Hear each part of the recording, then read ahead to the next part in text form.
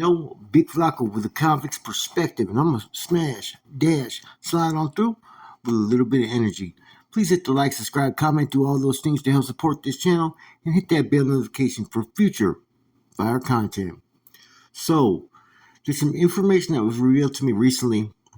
I say about 2 days ago. I've been sitting on it. It's in regards to Snoop, okay, and the fact of him being on the yard and who he was on the yard with recently in Donovan, which allegedly has resulted in the death of an individual named Champ, Guy Perez, okay? Now, what people don't realize, right, is that is in 2018, Snoop had a write-up for conspiracy on a couple individuals, and Zilla, Coca, Stranger, and Champ. These are all facts. It was brought up in his court case that they filed that he was sentenced to in Los Angeles County. Now, if you have a write-up for conspiracy for an attempt on an individual, right? How are you going to be on the same yard with that individual? Okay, this right here was the shocking part: is how was Snoop on the same yard as this individual Champ, Guy Perez? And I think sometime around 2008, maybe 7 is when they started to use a computer-based system, basically a database of all their inmates, past and prior inmates, as well as their present inmates. So all that information is basically in one C file in a computer system. You can pull up who their enemies are, what their write-ups are. All that is on there. And I don't see how that information could be overlooked, especially being that he's such a high-profile inmate. You're going to tell me that IGI, the lieutenants and captains, did not pull up a C file and didn't even look at it? I would expect them and anticipate them to look at this individual very thoroughly, being that he is a new arrival to their institution and has such a high reputation for being the founder of an SNY movement or an SNY prison gang. So that's why I find it hard to believe that they did not know that these potential individuals, right, did not have prior issues. Now, bear in mind, Guy Perez, when he was in Salinas Valley, he got into it with a lieutenant. And this incident happened in Salinas Valley, prior to the Nuestra Cosa basically being founded. That's why I'm saying he was never associated with the Nuestra Cosa.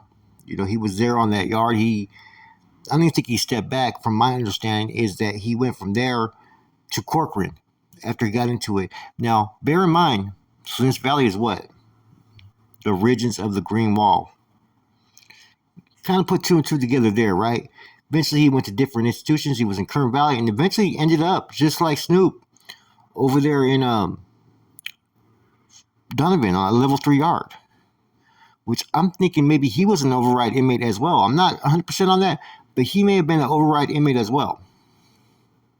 Now, you got to consider these 2 things right here. One, Snoop has really yet to be known to ever use a piece. As we already know and everybody knows, he prefers just to use his hands, and he got hands. Okay, that's number 1. Number 2, he just came from dealing with a high-profile case in Los Angeles County, which tried to insinuate and found him basically guilty of ordering an alleged hit of another inmate. So administration knows this. They're not anticipating him to be on any type of bad behavior based upon that, knowing he's trying to appeal it. So when they did the override and sent him here to Donovan, knowing that he had a conspiracy write-up in 2018, I think that they did not anticipate for this incident to happen. Or should I say, alleged incident. You see, CDCR has a tendency to gamble. And what I mean by that is they don't always gamble on the side of what's practical or what makes logic sense. Putting these 2 individuals in the same yard, they may anticipate, Snoop is going to be too busy with this and that, or he may try to send someone else to do it. Whatever they were thinking, I don't think that they anticipated what allegedly happened, right? I think, if anything, there is a liability issue here, especially, from both sides, basically. Now, the problem with that is just because there's a liability factor does not mean that anything's going to sit there and dismiss the fact that someone allegedly committed murder. I don't know how that's going to work as far as in the legal terminologies, because regardless of, the enemy factor or the past write up, even though CDCR should be held accountable, right? I don't know if that's going to have any binding factor with his criminal charges based upon it. So that's one thing that I'd want to know first and foremost. If there was a past conspiracy charge that was written up with this individual's name and he was put on the same yard with Snoop, would that make Snoop accountable that he ended up taking this dude's wind? Or does it make CDCR accountable because they should have never put these two individuals together? That's a question I want to know. There's one thing about Snoop that was really kind of starting to change in him that hasn't been talked about, that nobody knows about, and it's nothing bad at all.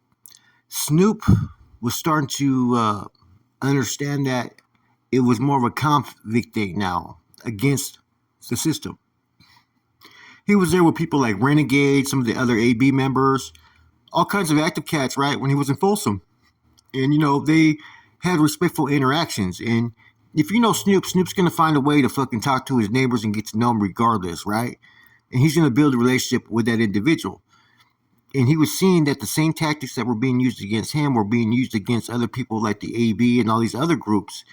And he was starting to feel that the enemy was more the system, right, as opposed to looking at everybody else that was a part of all these groups that traditionally he may have or may have not got along with. So I could see him being on that yard thinking that administration is basically trying to set him up. I mean, think about it. This dude was on a write-up for conspiracy, and now you're on the same yard with him.